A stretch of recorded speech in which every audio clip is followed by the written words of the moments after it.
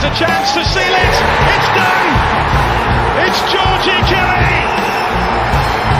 Rotherham United's pathway back to the championship is opening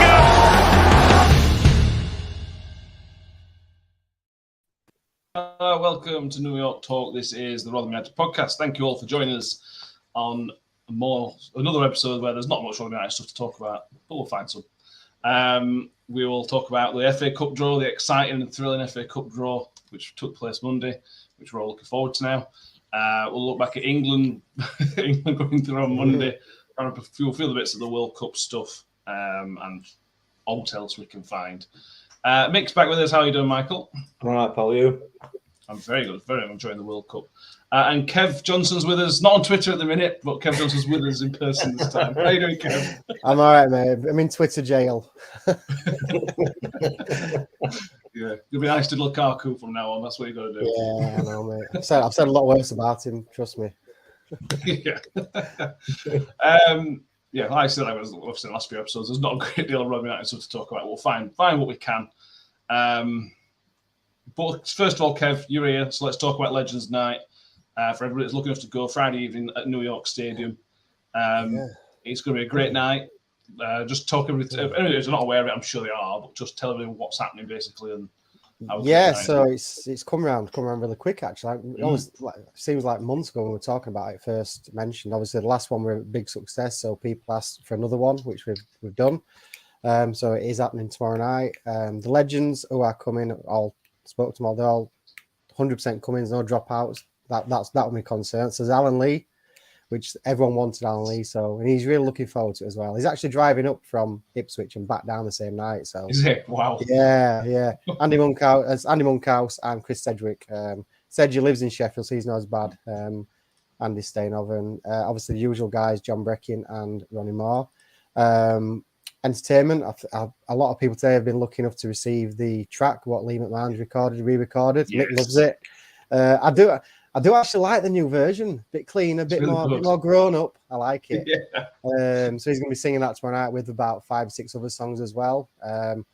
Obviously, John Styles is back, the comedian, controversial John Styles, which I personally think is hilarious. So I can't wait for that. Big shout out to Matt Twigg from Eric Twigg Foods, Pucker Pies. He's donated £340 in peas free of charge for the night, which is fantastic. Wow. So thanks, Matt. And then the usual raffle and auction. We've got some unbelievable auction prizes. I can't believe some of them. Some of the, obviously the match worn Miller shirts, which are fantastic, but then some of the additional ones like the Howard Webb sign shirt. Unreal. Love it. Yeah. I'm really looking forward to it. Mick, have you been allowed to, by the wife, to get a bit of cash? I know you got around the Wes Harding signed shirt is your one. I think you wanted. If you're allowed to spend any money. The key to this is she's away with her mum, so she'll not be watching this. She'll not listen to this, and I've got my credit card. My credit card, our credit card, obviously, because I'm allowed them on the own. We are actually doing card payments tomorrow, so the Rotherham Hospice are bringing some tapping machines where you can pay by card. So no excuse this time from Mick. I'm just waiting for her to appear in comments now. Oh dear. Oh well. Really looking forward to it. How much did you raise last time, Kev? £6,000. £6,000. Yeah, this obviously we sold a lot more tickets this time, but there has been a lot more costs involved, like the room hire itself for £2,500. Others like the VIP pint pots, and there's all sorts of other costs. But we had to buy some of the shirts to get signed off because the players donated them, but obviously Rotherham being Rotherham, the players have to pay for them. So we had to give them money for them. So we're still open. I think I think we're about the £6,000 figure now after paying everything out of ticket sales. So hopefully, if we make £4,000 plus in raffles and auction, we should top £10,000, which is the aim. So yeah, fantastic. That'd be amazing. Yeah. And obviously, all through Rotherham Hospice, and we all know how amazing place that is. It's brilliant. That's amazing, Kev. Brilliant. Thank you. From that positivity, let's talk about FA Cup draw. Let's move on to something less positive, much less positive. We did also the watch along for it on Monday, Mick. Final ball out of the pot, Ipswich away on a cold Saturday afternoon in January. probably the worst draw. And I know that's a big call, but it's if you get a championship team, it's almost a free hit because it's the same level. It doesn't really matter. This way, you're probably going to lose to a team in the league below us because how well they're doing this season. They're doing so well. Yeah. And it's away. It's not at home where it's, after you lost, you can back home 20 minutes. It's possibly the worst draw possible, mate. What do you reckon? It's not great, is it? I think there have been worse draws. I can't think of one off the top of my head, but I'm sure. There you go. But yeah, I mean, it was a disappointment, weren't it? With so few balls left in pot, and obviously Man U is still left in there. They get drawn out as the home side, and you're thinking there's 3 balls left in pot. Surely it must be us this time. No. Well, it were that you dropped it. Yeah, it's so nearly. Yeah. Tinfoil hats were out after that, weren't they? On Twitter, she had it in her earpiece. Drop that one. Pick another one up. It is what it is, isn't it? I mean, I'll say it now. The FA Cup third round is brilliant. It's great. However, we have got far, far more important stuff to be concerning ourselves with than any cup competition. We just need to be concentrating on league. And then if they said to us, look, you're out for the third round anyway, you're not even going in draw, I'd be happy with that. Fine, whatever. In reality, because we're not going anywhere. If you're not going to get a big club away from home and draw some money in, is it worth it, really? Is it worth all that potential injury and another extra game and so on and so forth? It's probably not now, but it is what it is, isn't it? I suppose John Harrell says they've got the worst draw. They've got vegan rovers for all their fans. Yeah, that's possible. That's possibly is a worst draw. Yeah. I mean, worst case scenario, Kev, is we draw and then have to do another game. We have to do a replay back at New York for a game that nobody wants, nobody will go to. So it could get worse, I suppose. Yeah, that literally is the worst case. I mean, obviously, like Mick says, leagues is priority.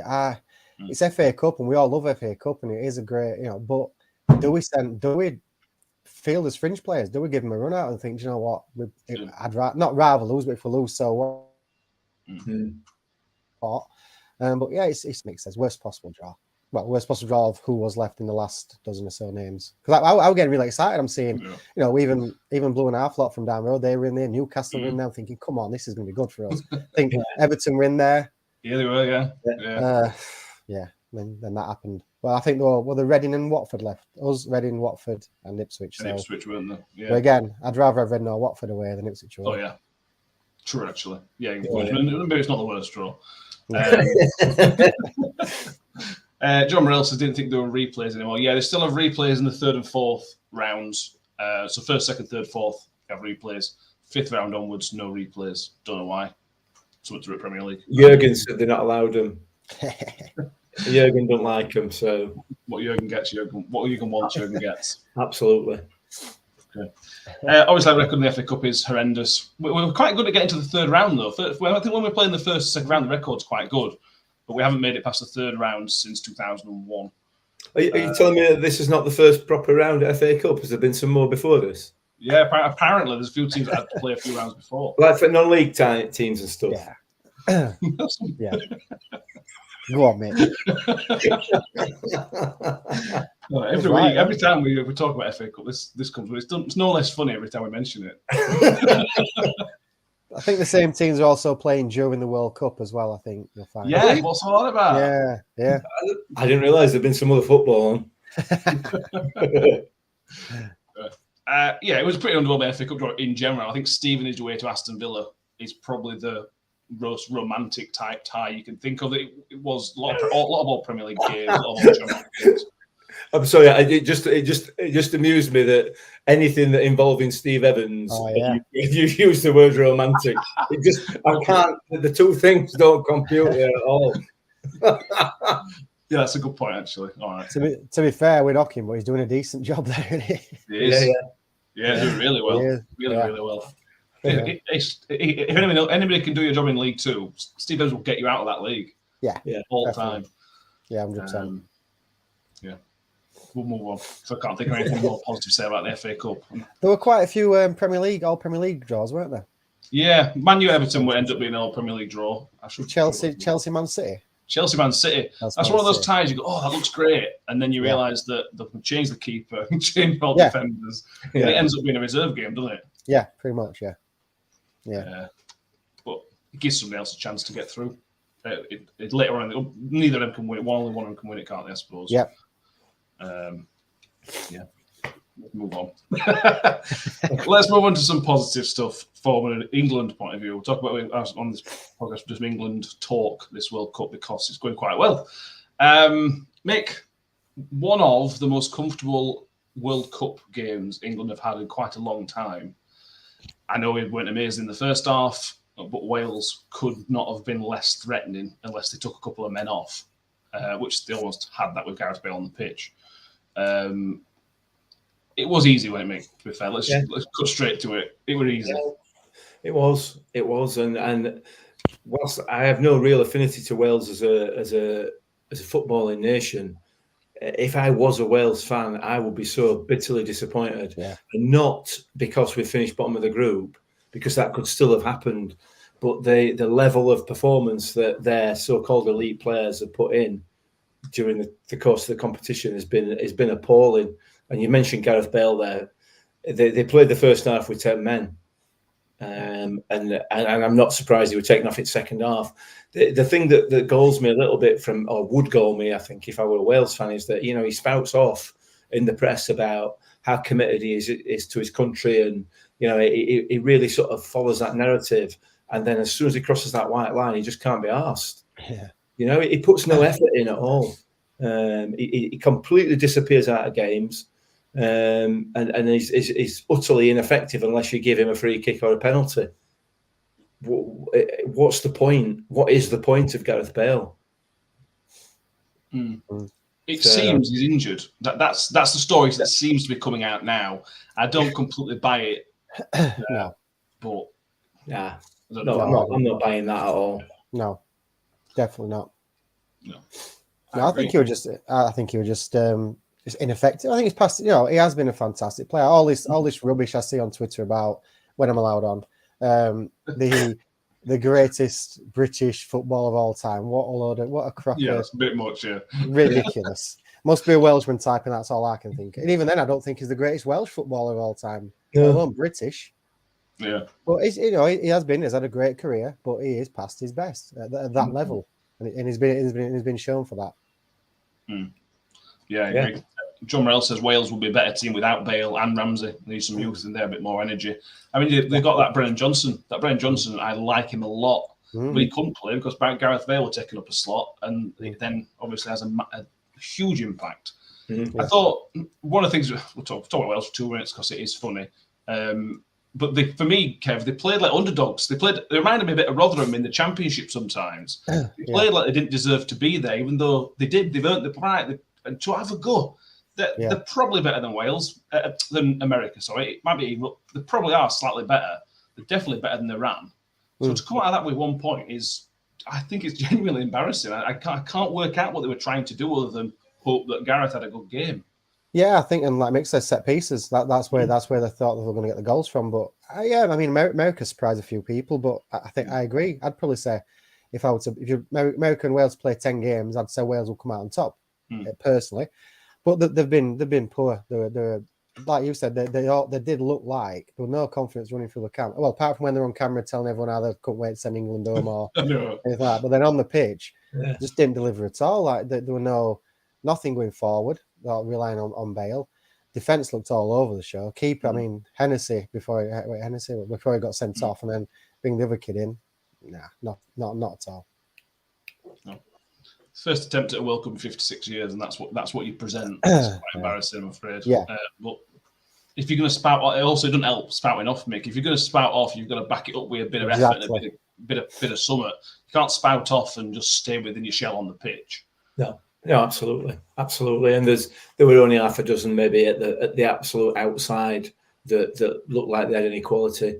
The lad Williams, the left back, Nico Williams.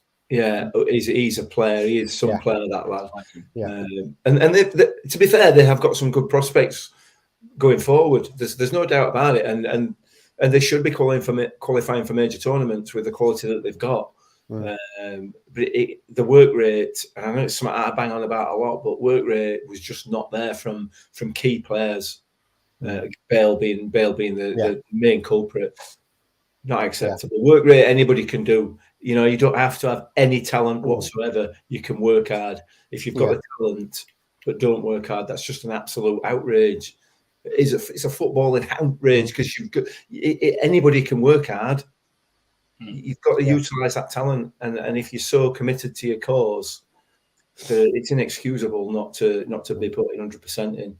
Well, Matt were right. Matt compared him to looking like Rotherham in Championship. And that's right. Because obviously our press and work rate is there. Hence why we're holding the zone and go chance of staying up. Wales done none of that there. Not one bit. Yeah. I mean, England was strolling about. Literally, that first half and the second half especially. They were literally, it's like a training game for them. They weren't even.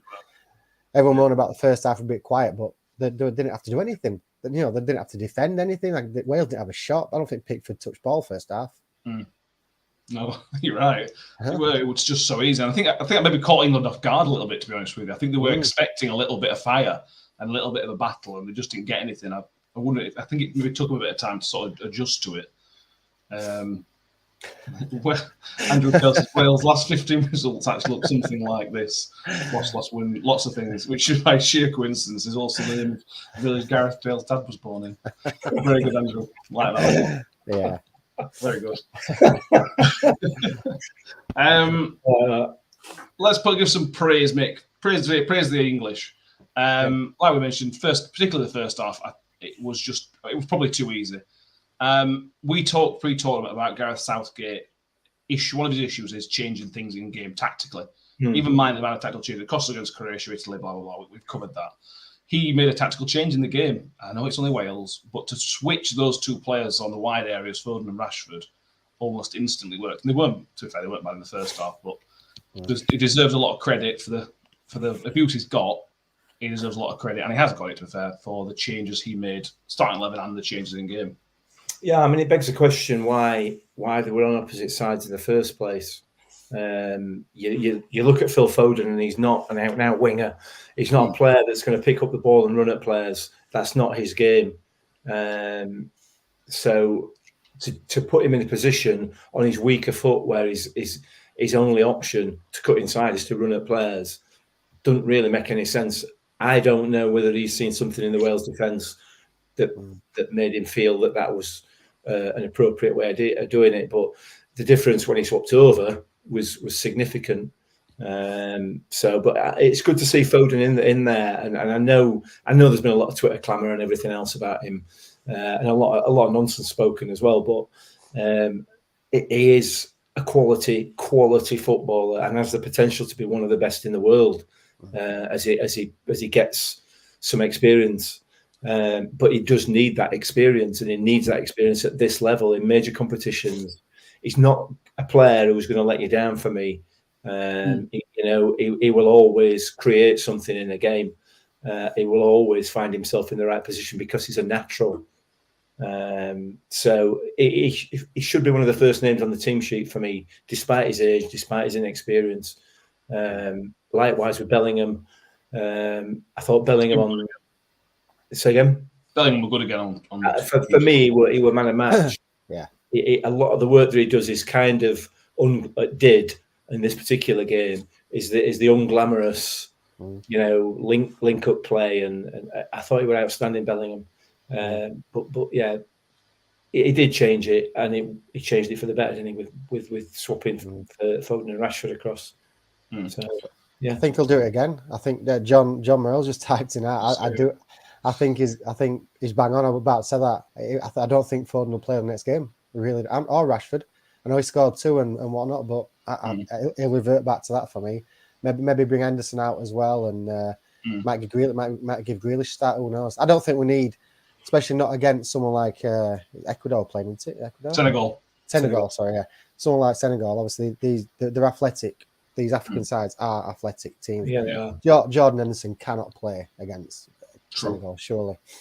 And I don't think they need 2 older midfielders, so I can see some changes again, maybe 3 against them. So yeah, But you got to give him credit. He has, people do criticise him, but saying that, he has got probably the best England squad we've ever had, apart from the 66 team. But it's got so much talent to choose from. Yeah, he has. It's ridiculous. Like I said, Rashford got the two of one and got the other. His two players he brought in got the goals. Yeah. Question marks on the keeper for first and third goal, Kev. I'm a bit certainly the third one, obviously, because I went straight through his legs. Yeah. But he did pull a good save off from Rashford. I mean, to be fair, Rashford should have put his foot straight for it. But Medicine Big came out well and saved that. But yeah, question marks. But he probably went to that World Cup not thinking of going to get in game time. Then suddenly something happens and he's number one. Yeah, that's very true. Anything else, Mick? You want to think of England or either? Because it was that game. Everybody played well. It was just a good performance against an average team. What can you take from it? It was just professional. It was just good. What do you think? I think from my point of view, I think the difference in the ability to step up the pace, which we didn't have or didn't use against America, because Wales tried a similar sort of tactic in the first half. They sat in, despite the fact that they had to win.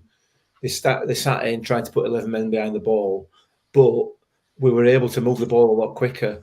And not continually playing it around the back, which is what we did against the States, with no apparent idea as to how we were going to get it forward. And the consequence of that was that Harry Kane kept dropping deeper and deeper and deeper, and then we were in no man's land. Nobody knew when anybody were playing. Whilst he still did that against Wales, he didn't drop anywhere near as deep because of the players that he had in that midfield. I thought Jordan Henderson was excellent. Yeah. It sticks in my throat a little bit praising a Liverpool player, but nevertheless, I thought they were excellent. But he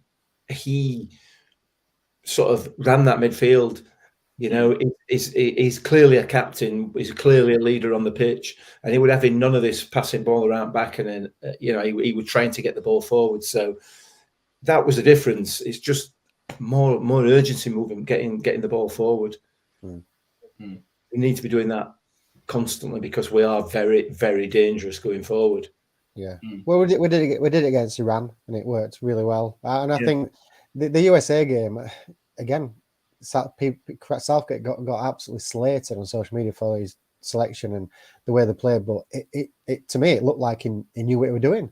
Yeah. The way he set up, I think it was planned all along. Happy with a point, knowing full well we can tonk Wales and send them home and still finish top.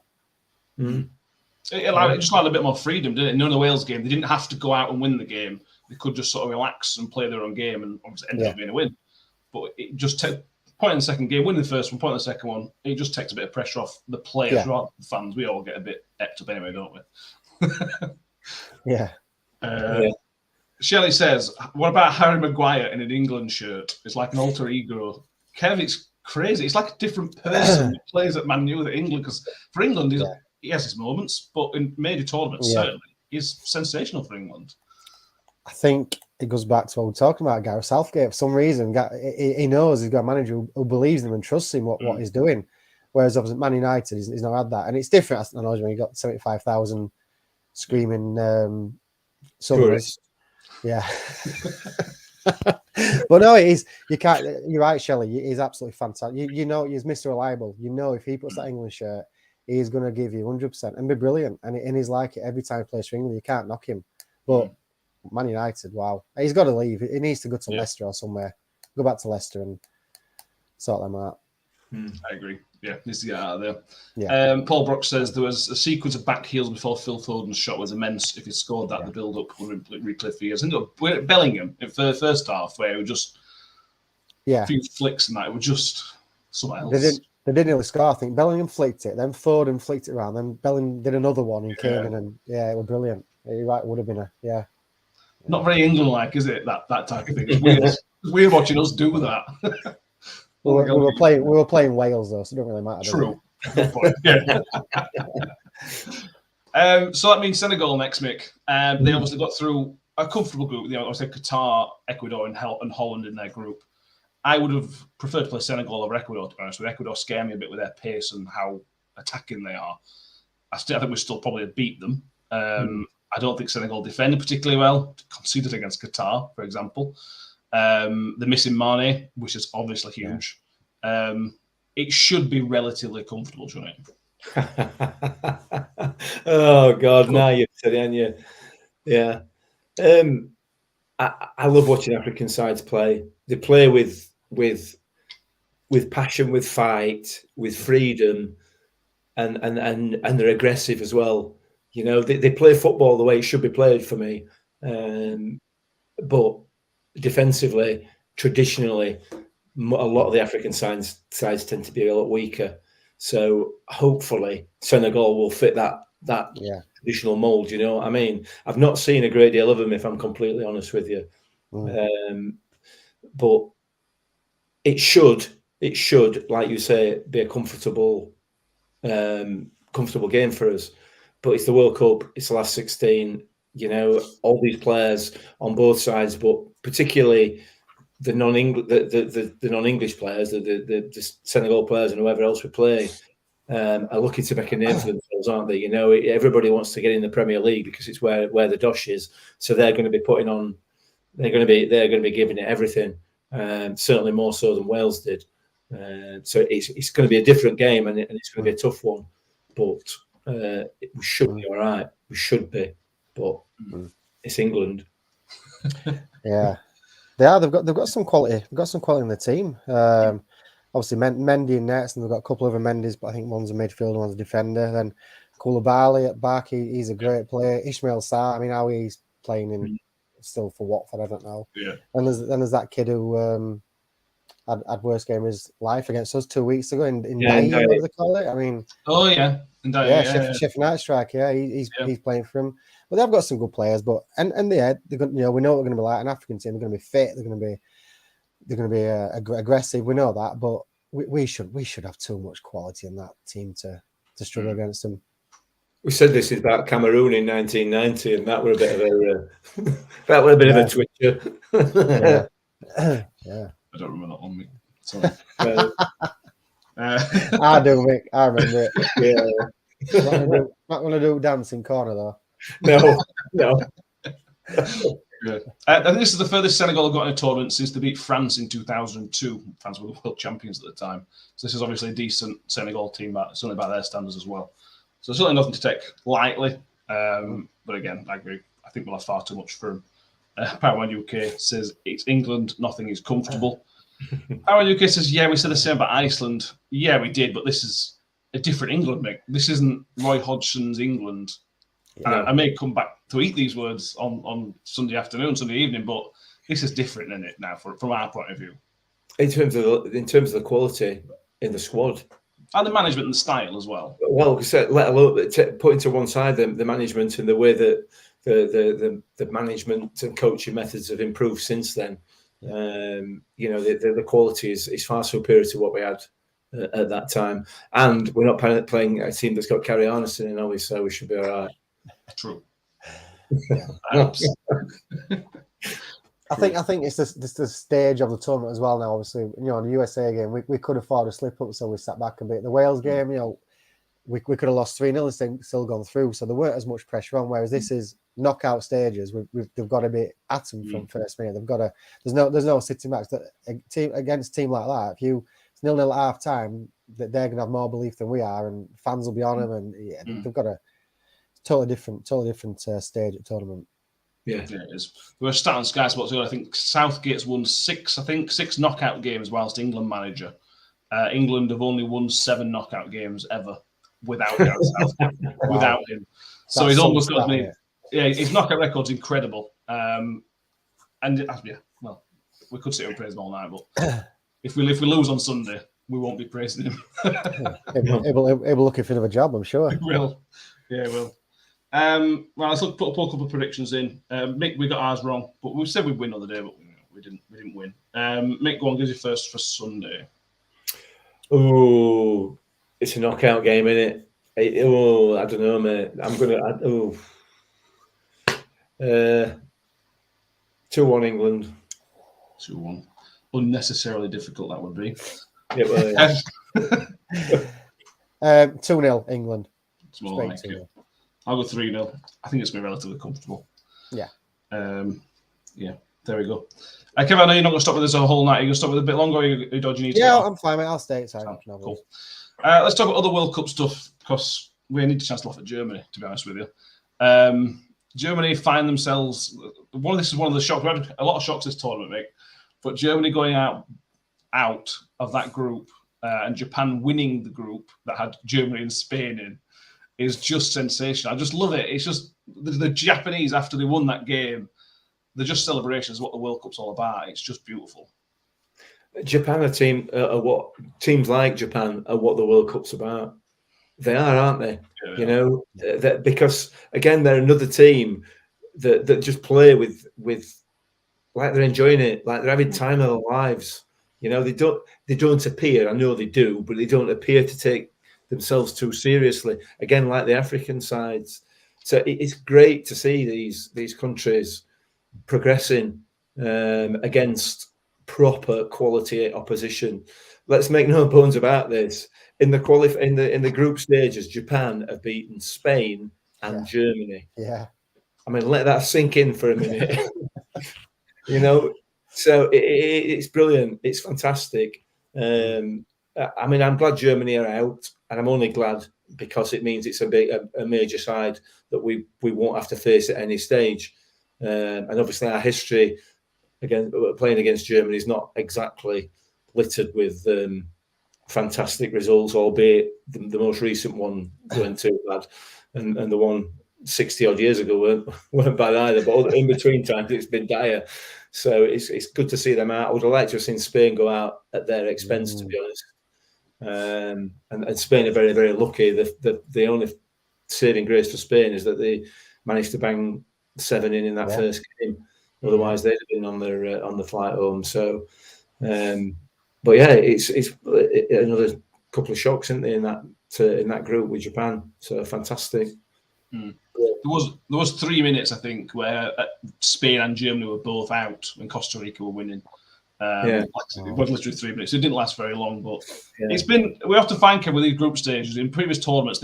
Most groups just die a death. You might get one group which is really exciting.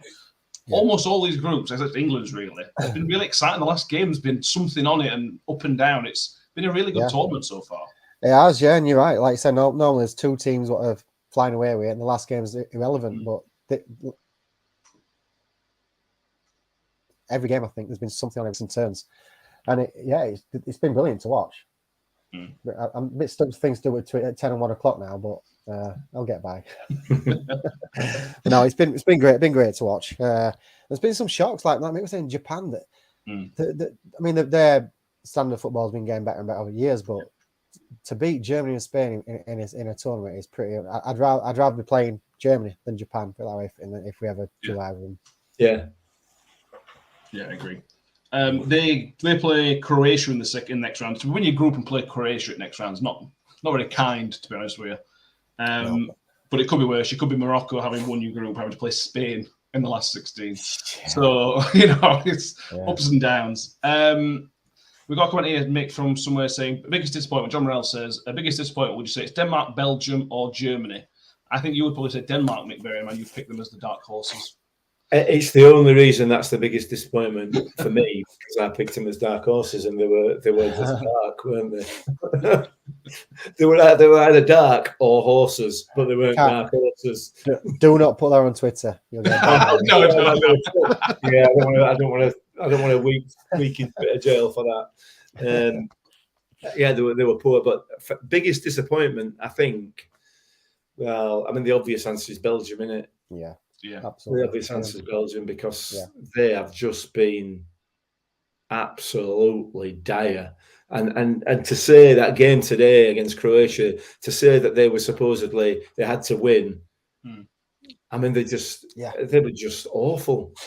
And how is that possible with players of that quality in your side? I don't understand how, even if you ain't got a manager, how it's possible to play that badly. I don't know whether there's some sort of unrest in the squad, or whether they just don't get on with each other, or what it is. I don't know, but There is. I saw some. I think it's Vertonghen and De Bruyne. They've not spoke for about 6 years or something. Something happened. So they don't spoke. Yeah, I'm sure they were one of the wives. I'm not sure, but one of them. But Martin, it's got to be the book's got to start with Martinez. Like you look at, like Mick says, look at that squad. Some of the talent in that squad. I know it's an aging squad. We've read all about that, but still, you should still be able to get a game out of them. But Martinez is out of contract now, and he's gone. He's gone. Yeah. Not surprised. Yeah, I think he'd have had to have won this World Cup to have got another contract, I'm sure. But they've been massive disappointment. Like the squad they've got should have been looking at least semi-final. Knowing like it were probably their last chance as that squad. Most of them in the 30s. Yeah. So it's almost. I know they finished the last World Cup, but it feels almost wasted. Some of them players to not sort of win some of that. Were an incredible team. The only game they won against Canada, and although Canada are amazingly fun to watch, they are rubbish, unfortunately, and that was their only. And they were lucky to get that win. To be fair, I'm going to say they were incredibly lucky to get that win against Canada. Incredibly lucky. Yeah, they were. Canada missed a penalty, didn't they, in 10th minute? Say again, sorry. Canada missed a penalty 10th minute, so that could have been a different game. Yeah. I'm looking forward to Canada next time. World Cup, 4 years ago. I really enjoyed Canada. I hope they improve and a bit more short next time because they were a lot of fun to watch. Argentina, having lost to Saudi Arabia, make it through, which is boring, but probably as expected. Did you enjoy Group C, Mick, being decided on yellow cards at one point? I really enjoyed that. They were a very, very fun way to decide things. I mean, they might as well just. Why don't they just decide it on who's going to pay it most to Infantino? You know, just whoever's going to buy him best car. You don't know that's not what happened. Or whatever. Yeah, I mean, that's just ridiculous, isn't it? Yeah, it is ridiculous. How else would we decide it then? Well, what head to head? A draw. That's why it would draw. Penalties. So they were level on points, level on goal difference, level on goals scored. Obviously, level on head to head because it would draw. It then goes to yellow cards. It would have gone to drawing lots had the card points been the same. Why don't they do it on the overall height or the overall age of the squad?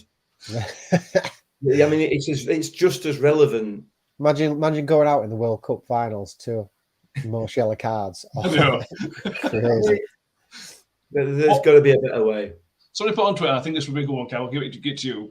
Shots on target. Whoever's had the most shots on target goes through. Yeah, but because that would then create chaos. For the last 10 minutes, there'll be shots going off. Depends, mate.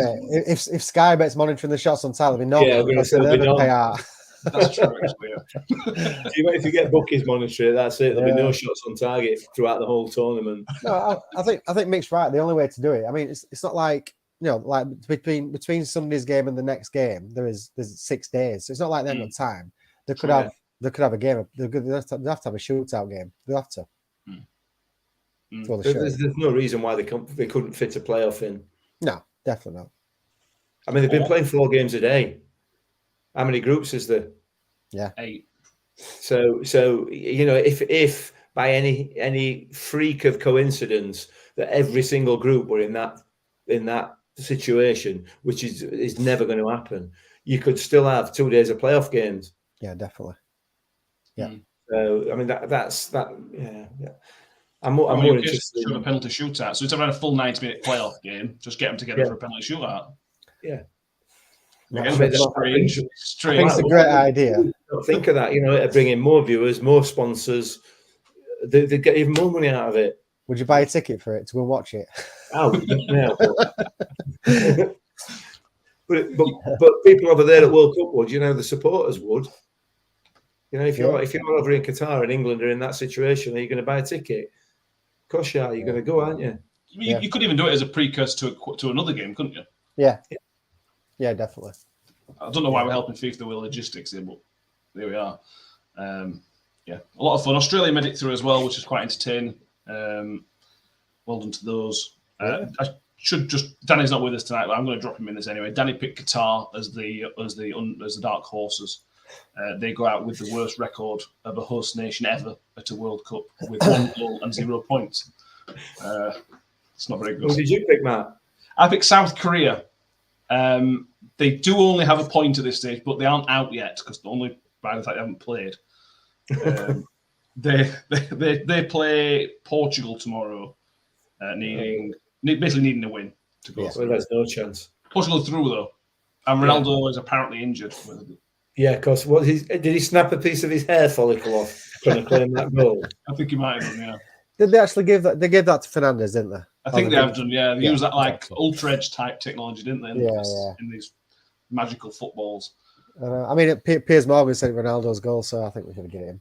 Well, yeah. My understanding was Ronaldo was trying to claim that free kick of Rashford's.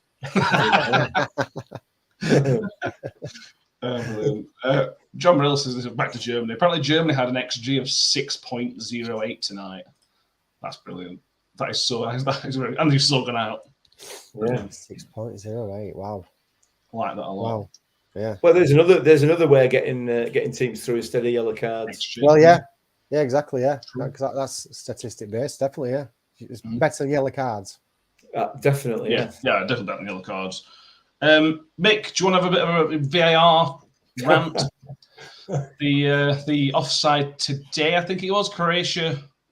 Whether Croatia played.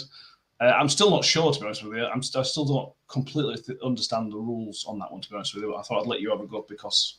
Well, it was a difficult one for me because the player that was clearly offside, because there was a player clearly offside as that ball came in, isn't the one that they were talking about. So it kind of confused me. We're into this bit here, aren't we? You know, is it the red bit, or the white bit, or the black bit at the bottom? You know, it's really difficult sticking up for the lawmakers in terms of the offside rule. Offside is a black and white issue. You know, if you're in front of the player or any part of your body is, or whichever they decide is part of the body they decide is offside, it's there, isn't it? You know, it's a line. You crossed it or you haven't. Yeah. So we've got. They were talking on the pundits were talking afterwards. Well, it should be his foot or whatever. Yeah, but we had that in the Sheffield United game, didn't we, last season or the season before, where he got his toe end offside, and people complain about that. The offside rule is complicated enough before we start factoring in VAR, isn't it? In accordance with the rules, it were offside. Whether the rules are right or not is an entirely different matter. Whether it should have even been a penalty in the first place, well, there is that as well. It's also another matter. But thankfully it didn't come to that. I don't think the VAR even checked the penalty, did they? They wouldn't do, no, because the offside's first. Did they just not get past the offside? Yeah. So they should. The way around it would have been given a free kick and yellow card simulation because he would clear dive. That'd have one way out of it. But it's a shocker. But I don't have to agree with Gary Lineker, but on this occasion I do. He was the one who said it's called football, so it should be your feet or or your lower half off, and that's what it should be. Not saying it's the right or wrong way, but it's the easiest way of simplifying it. And if your toe's offside, you're offside because it's your foot. You're going to score with it, or an offside. Some is a legal way of scoring. So take your arms out. It could be your chest, or it could be anything. But they've got to do something because it's shocking. It's absolutely. Yeah, it is. You can even do head. Just forget the torso part. The natural. Yeah. I don't fully get the rules at the moment though, because if you're telling me that this part of my sleeve is offside, you can't. But if the ball hits me there, is that handball? Yeah. Apparently. Yeah. Well, yeah, exactly. But they're talking like the natural position of your arms, like the defender in the Argentina penalty when he's falling backwards. And like if you're falling backwards, you put your hands behind you to stop your fall. Yeah. So that's your natural position, but you still got a penalty against it. Weird. Yeah. Was the Argentina one where Messi got knocked in face by keeper, but completely accidentally, and that's a penalty apparently.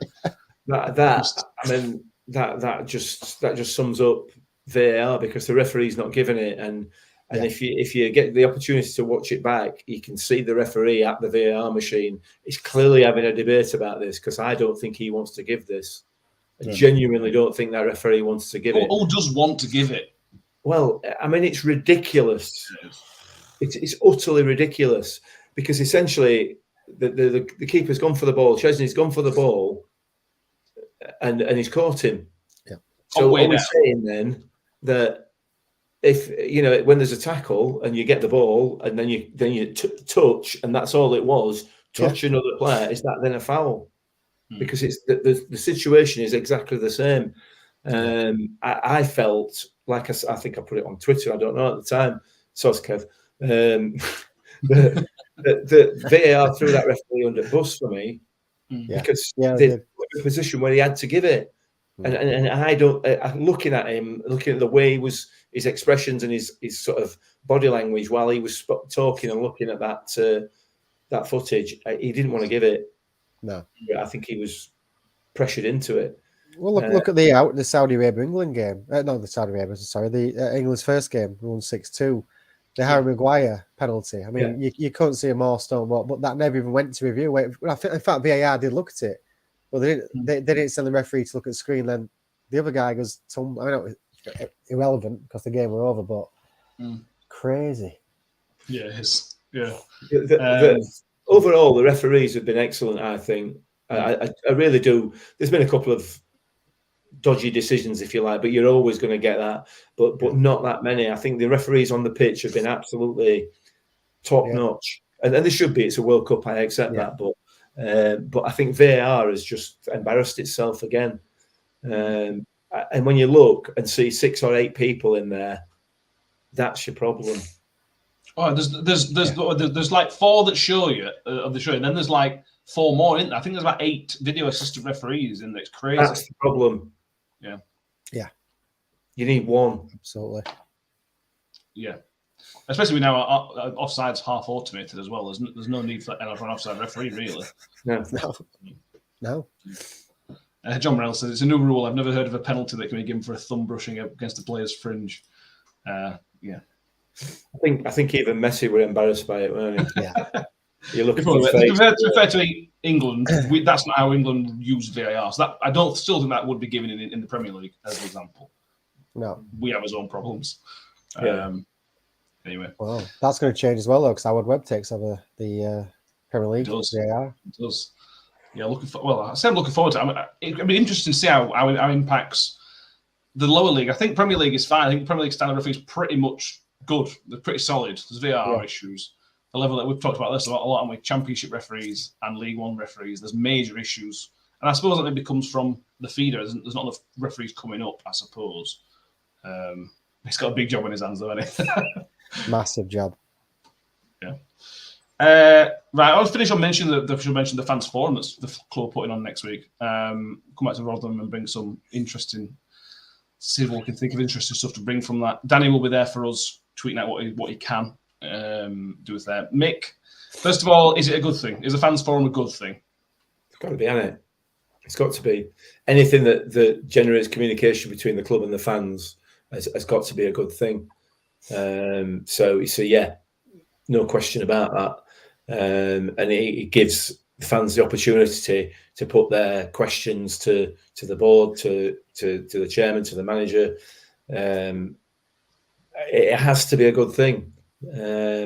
Hopefully, it might save us having to look at some of the stupid comments on Twitter if they can get to this fans forum and put the stupid comments out there in public domain and in person. Then we might be all right. We might shut up for a bit. Certainly for the next 8 hours, the stupid comments will be gone for the next 8 hours, I think. Yeah. So I think it's going to be Matt Taylor, Tony Stewart, and there was somebody else, weren't there? Is it Paul Douglas or is it somebody else? Paul Douglas. Yeah. What do you expect, Kevin? It's difficult to know what to expect from these. What would you want to ask if you were going to go? What would you want to ask any of them? I suppose. I'm not. First of all, I'm not going, but I'm not a massive fan of it. I think they're only going to tell us what we want to hear. If someone asks a really serious question, Well, if I were going to ask one question, I'd ask Tony Short why he keeps saying he wants to take us to the Premier League. That'd be my first question. Like, if you're not, we all talk about investment, and that's what it comes down to. If you're not willing to, or you've not got the money to take us to the Premier League, stop talking about it. It's like, I'd like to drive a Ferrari, but I'm never going to drive a Ferrari. Well, I might on a track day, but I'm never going to own one. Just stop saying so. I don't know. I'm not for it. I'm not against it. I just think it just appeases some people. It makes the club look like they're doing the right thing, but I don't see any benefits really from it because they're all gonna say what we want to hear. They're not going to answer any serious questions. Possibly right. Yeah. And quiz night Thursday night, so I'm not going. Mick, if you had a question to any of them, I suppose, what would you go? Well, I think Shelley's put it in the comments there. I think that will be my question. Is there actually money available? And the answer is obviously going to be yeah. But is he going to support the manager? Is essentially what we all need to know. Not just necessarily in terms of transfers, more about keeping what we've got. I know there's an article in the Advertiser which I've not read yet in relation to the contract situation, but I'd be wanting to know, is the money available, and also why has nothing been done about it before now? Why has not a question not been asked to players before now? For me, that's It might have though. We don't really know. From obviously we all hear different stuff now, and from what I've heard, I think there has been talk of new deals, but if the players are saying wait, then it can't be much more. But I just think that again, like makes us something there. It's next week, the fans forum, 2 weeks before the transfer kicks in. So why not have it end of January? Let's see if then the questions can be asked. Why have you not done this? Why have you not done that? It's all what he's going to say on Thursday is, I'm going to do this. Of course, I'll back Matt Taylor. Of course, I'll do this. Well, then let's see if proof's in pudding in January, shall we? Well, that's true. Yeah, good point. The Police article today basically suggests that all contracts have been offered, to all the out of contract players in the summer. So that's Barlaser, Chio, Victor, Wes. I think there's a couple others as well, actually. So that's good that they've been offered. We obviously don't know what deals have been offered because, rightly sure, we shouldn't know that, I suppose. I think we can safely assume that it's not going to be what they would get if they moved in June. Yes. I think you're probably right. Yeah. How many realistically, Kev, do you think we're going to keep? Probably some of those are going to leave because, like I said, most of them can often get a lot more money. Realistically, how many of those out of contract players could you see us keeping? None. Out of the three, the only ones I think about what spring out to me is Wiles, Barlaser, and Ogbene. And out of them three, I don't think we'll keep any because I think Wiles probably should have gone before to Burnley. We should have took the offer because it certainly turned his head. And by the way, Wiles has been outstanding the last few games as well, so I'm not criticising him.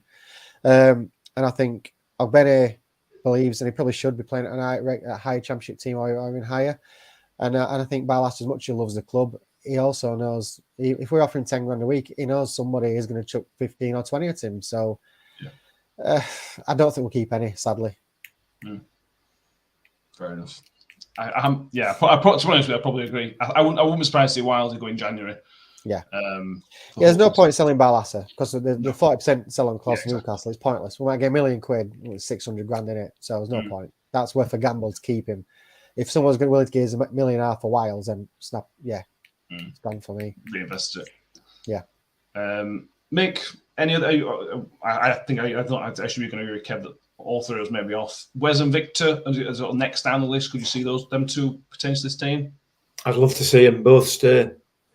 I would absolutely love to see both them stay. I can't tell you how much time I've got for a pair of them. I think they're outstanding footballers and kind of sum this club up for me, So I'm not as pessimistic. I wouldn't be surprised to see at least one of those other three re-sign. Bear in mind, Ben Wiles has got an extension. They've got another year after this on his contract. Okay. So, or we can activate a year extension. So, in reality, you're talking about Barlaser and then Chio. So, I don't know. I had a little part of me suspects that Dan Barlaser might stay.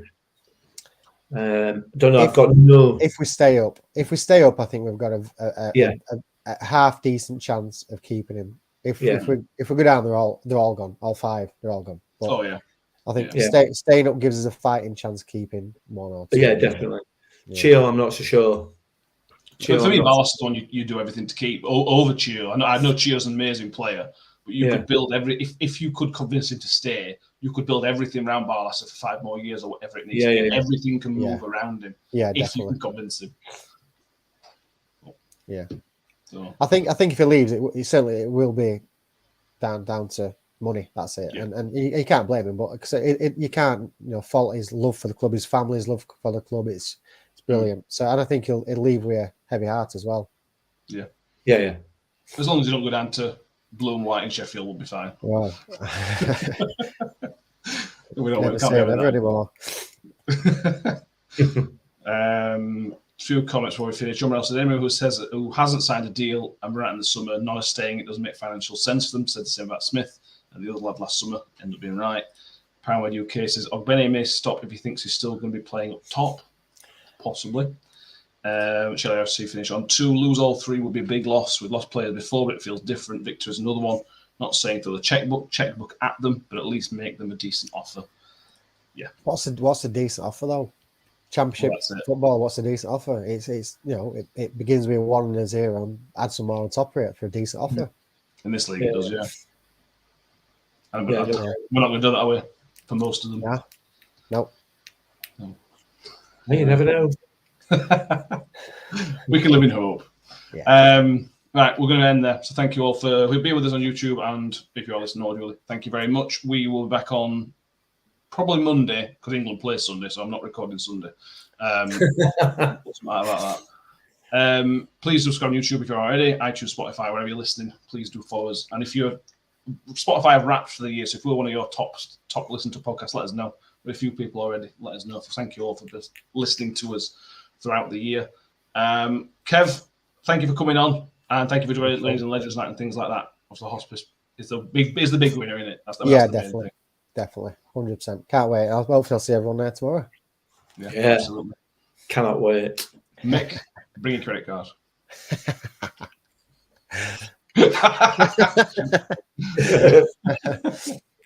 All right, everybody, we'll see you next time. Thank you all for being us, and have a good one. Cheers. Bye-bye. Ravel, vicious, brilliant. Mule with it. Wood's got around the back, and Richie Wood has done it again. The magic man has come up with another trick. Well, here's a chance to seal it. It's done. It's Georgie Kelly.